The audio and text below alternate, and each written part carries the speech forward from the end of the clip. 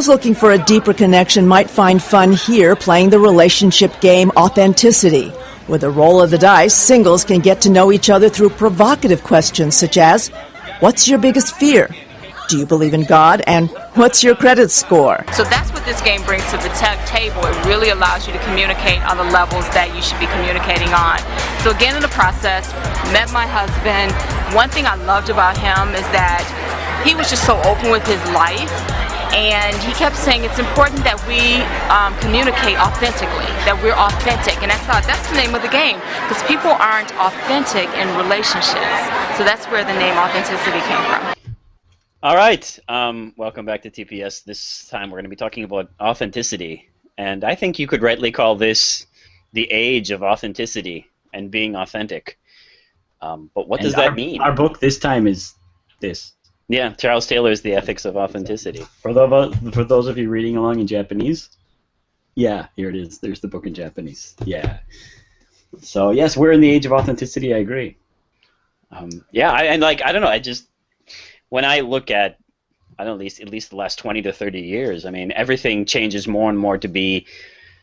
I guess the model might be let's keeping it real, right? The rap songs in the 90s were the cue for the next 30 years. Like, I just got to keep it real. I'm just being me. I mean, we went from things to like, I know we even lost laugh tracks on our comedies, right? There's no laugh track on the comedies anymore. We have comedies like The Office, right? It's in the Curb Your Enthusiasm, and these are kind of like more real shows. Even Seinfeld was kind of not supposed to have a plot in a certain way. Reality TV, rap music is all about kind of keeping it real. Blair Witch. The Blair Witch Project, these kind of first-person perspective movies. Yeah. Right? Everything is gritty and real. Even Shaky Cam kind of playing off this too. Right. Gritty reboots of superheroes. Right. Oh, Superman can't be that good. He's got to be more gritty. Right. Batman's got to be grittier. Because that makes sense. Anyway, actually, I love the Batman reboots, but I mean, Batman got a reboot. Spider-Man's getting all these gritty reboots. Everything's gritty and real and dark now. I think that's kind of the ethos of our time. I hear the Teenage Mutant Ninja Turtles are real. Yeah, because that's one thing I think of when I think of Teenage Mutant Ninja Turtles. I think of gritty, real Ninja Turtles. Yeah. And pizza. And pizza. Yeah. Gritty, real pizza. Yeah, I mean, like, I don't know. I guess I mentioned before, we talked a little bit about authenticity before in one of our videos when we talked about, well, at least I mentioned it when we talked about Walter Kaufman's book. What was it? The title of the book? Justice. Without Justice or...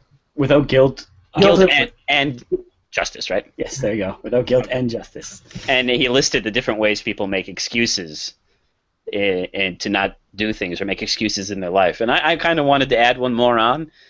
I said that I think people use authenticity as an excuse in the modern world to excuse their bad actions. And I kind of think that's what this book is about. At least the cultural critics of authenticity feel that way too. I mean, like, well, okay, I think there's lots of different kinds of authenticity though, so let's not just talk about one. I mean, I think there's people say things about authentic personalities, authentic lifestyles, your attitude towards truth, even like authentic products, right?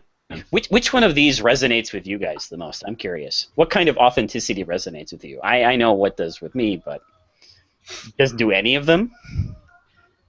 I guess if any of them does, it's kind of an authentic personality. It's someone who really is living their ideals. So if I look back to like the ancient Greeks and somebody like a Diogenes, or even these guys, they didn't just talk the talk, they walked the walk. I mean, they're like, well, I don't need city life. And they didn't live in the cities. They lived in like ditches and in little tubs and stuff like this. And they said, this is the true way to live. Join me, right? And I really respect them for that. Okay, cool. Do you want to go next, Jesse, or can I? Similar along the lines of Justin. Then you have an opinion that was formed by yourself. You've thought it out, but you don't stick by it. You're not stubborn, and you act as you believe others should. And there's none of this special treatment for yourself. If anything, and I'm a big fan of treating yourself worse than other people, having higher expectations for yourself than of other people. Well, although for a lot of people it's flipped. Yeah, the match. Yeah, I liked how you put it, Justin. And talking the talk and walking the walk. Yeah, I really do feel like that's huge part of authenticity. People feel like their actions and their emotions should match. Like you should be and act how you feel you are, right, in a certain way, which is going to lead to a lot of problems, I think, because it's not a forgiving world, and that's not going to be something that people let you do. I don't know. To me, to be perfectly honest, the one that attracts me the most is authenticity towards the truth, and the other ones, I'm not so much, to be perfectly honest. Only because, like, I don't know. I like what you said, like talking the talk and walking the walk. Yeah, I like that. It's like a proactive, active version of authenticity. But like, I don't like it when people talk about authentic lifestyles and they say this city life, it's all fake. This is not the way we should be living. Cavemen, they lived the real life, and they were down in the dirt, living the true life. Or farmers live the more real life than city people do. Okay. I don't know. I'm not down with this at all because for some reason, I want to sabotage that idea of a true, authentic life in that sense. Like there's some way that somehow we should be living. Yeah, that's very sentiment. A lot of people have it, but it seems to fly in the face of the general idea of authenticity. Everybody, America, we have this. Everybody to each his own. Everybody has their own way of being human, so to speak. But these people who would probably agree with the statement I just said, are saying, yeah, everybody has their own way to be human, and it's more human to, till the earth and make your own food. Right. I mean, isn't that what Republicans say? There's real America, and then there's fake America. And obviously the conservatives are the real Americans, right? Obviously, I really agree that this is a very prevalent view because think of the beginning of Fight Club. I think that character, the main character Jack, he felt like his life was fake, right? He said that his life was like this kind of IKEA dream world, right? And he got all these kind of interesting little products, but he wasn't really living. So I think, especially in Fight Club, I love that movie because I think it's really relevant to what's going on in authenticity. And there's, I think Tyler Durden represents an authentic movement towards the truth and kind of a lifestyle too, like a real lifestyle for a real man. Like what should men really be doing? They shouldn't be playing with their phones or their electronic gadgets. Right? They should be, becoming who they really are in a certain way. I don't know, but all of these, I don't know. I don't like, for example, the authentic lifestyle. Even, I don't know. I'm even worried about the authentic personality. I like what you said, the way you two said it, which is an authentic personality is matching what you feel. But if you said like an authentic personality is this type of person, like you are not authentic because you think before you speak or something like this, right? Like, or even like, for example, someone that doesn't think before they speak, they are more authentic than you are, right? Just this kind of guy that just blurts everything out. Well, that's authentic, and you're not. Yeah, definitely. I really like what you said. I want to add definitely one point. Just as you're speaking, I definitely think I should add even this matching. Let's imagine you think you are a sincere person and you feel like a sincere person. I still think that's not enough. You actually have to be a sincere person, right? And this is where this striving for the truth must come in, right? Because you get a lot of arrogant people whose feelings match what they think, but they're totally out of whack with what really is too. So I mean, I want to add that definitely this kind of authentic pursuit of the truth. I mean, I think that's the last piece, though. It's very necessary. Being very honest and holding up that mirror, or the mirror that the people around you paint for you. How people respond to your actions says a lot about what you actually are doing. And so this is if you're saying, I'm this nice, generous guy, and everybody else is saying you're cheap. I'd say part of authenticity would be being open and receptive to that and saying, oh shit, Yeah. maybe I am. Yeah. I don't think the key to almost all of these is your attitude towards the truth. I really do. Because, like, I don't know, I'm just worried about a way to use authenticity that's very destructive, I feel. And we mentioned it in one of the videos. One guy said too, like, kind of clawing backwards at authenticity and saying, well, my grandfather was this authentic guy and we should be like him, right? But, I mean, in the modern world, I mean, like, I like the authenticity that leaves you actually more confused. I like an authentic relation to the truth where you kind of know your transcendence. You know that you're not decided. I don't like this idea of like, well, as long as I'm authentic, and authentic is this, it's living down in the dirt and being a farmer. I mean, all it seems like is an escape. And it's an escape from your freedom to say, well, now I know it's authentic, so I'll just do that and I never have to think again. Mm-hmm. Or all I have to do is be this kind of person or have this kind of lifestyle and I never have to think again. That's the kind of authenticity I don't like. I like an authenticity that opens up the world and it won't leave you sitting back content. I don't know. That's just how I feel about it's a dangerous way to use authenticity, I think. Okay. Can we go to the discussion about money? Yeah. There's a video on our playlist about what's it called? Do you remember? Something like money makes you authentic. Yeah. Something like that. It's not long. Check out our play. The button would be up here, right? Yes, somewhere direction. Yeah. Check it out. We had a couple of videos of varying quality. Up there.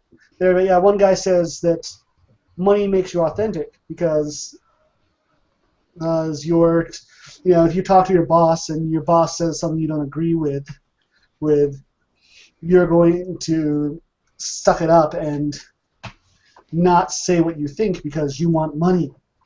Yeah. But if you had money, you could tell your boss to fuck off, is what he's implying. Basically. And because you wouldn't need that money, you wouldn't need that job. And this is kind of a dangerous view of authenticity because he's essentially implying that saying whatever you want is being authentic. So your need to get money is impeding your authenticity because it's impeding your ability to say whatever you want. Yeah. It also kind of implies that he doesn't tell his boss to fuck off just because he's worried what he's going to do to him later, right? Like, wow, I don't know if I want you to be my friend or not, buddy. I mean, like, wow, the only reason you're hanging around me is because you can use me, which also makes me think of Charles Taylor when he talks about instrumental reason, which I guess we're going to talk about later. But, what do you think about this? What if I were to say, no, the guy who's clams up because he wants to keep his job is being authentic. Okay? Because assuming he's not acting in bad faith, but he's making a conscious sacrifice that's shaping him.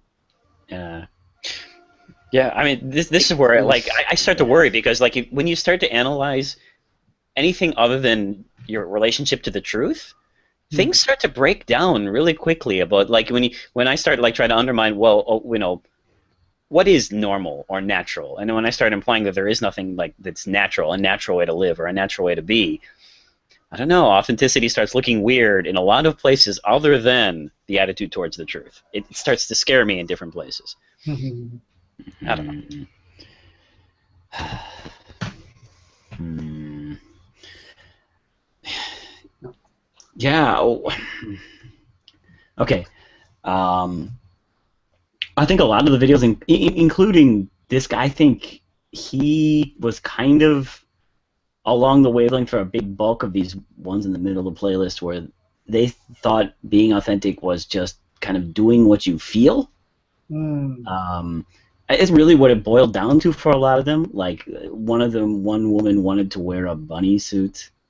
So that's what she felt like doing. So by doing that, she was authentic. And another person said you have to just stop and feel what you're feeling right now, and that's the true you. And I think this money guy must kind of, in a weird way, boil down to, I want to tell my boss this, but I can't.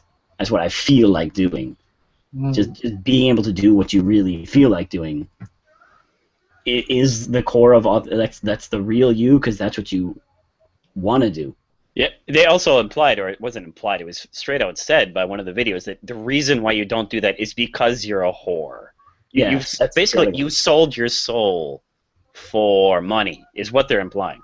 Yeah. I guess, yeah.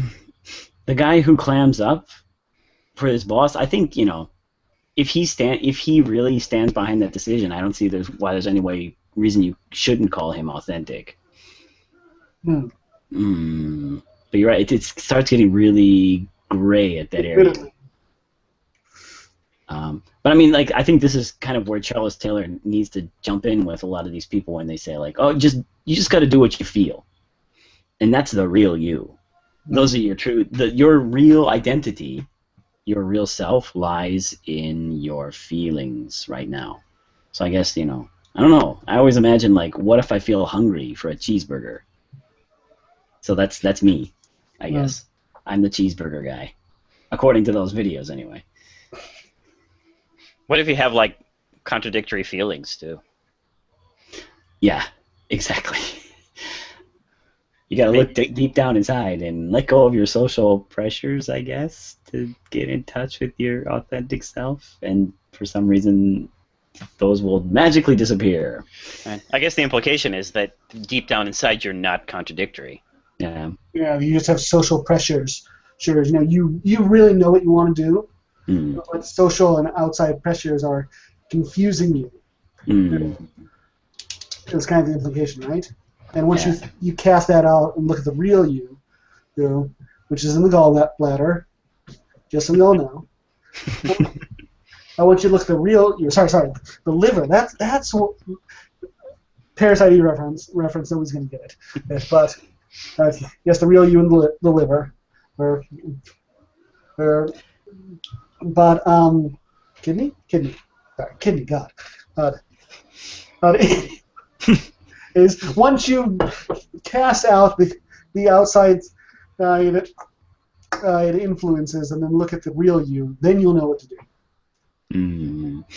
Wasted way too much time on a reference to an obscure novel from 20 years ago. I think too, like, this is part of this. In a way, though, this fits really with the game at work with some of these people who are talking about authenticity. They kind of want to reduce these things to a choice made by just how you feel, right? They kind of want it to fall down to somewhere close to pizza or pasta. I mean, I think this is kind of secretly in the background. I mean, and Taylor implies this too. Maybe when we get into this more, Taylor implies that they're kind of bringing the choice down on purpose, maybe in order to protect themselves. And this is going to undermine their entire position, or at least this is what Taylor says. Perhaps that's a good lead into part 2. Okay. All right, so let's just cut it off here, and then let's talk about the book next time, all right? So the way that you play is you kiss when you start. Every single time you pass start, you kiss your mate, you roll the die, you land on the space, and you pull the card that matches that space, and then you would ask your mate that question. So actions is a fun category, so to have you do something. So it kind of lets you know how creative your mate is. They're an introvert or an extrovert. Pick your pleasure. You can ask your mate to do anything you choose, and then the ball is in your court. You can ask your mate any question that you have.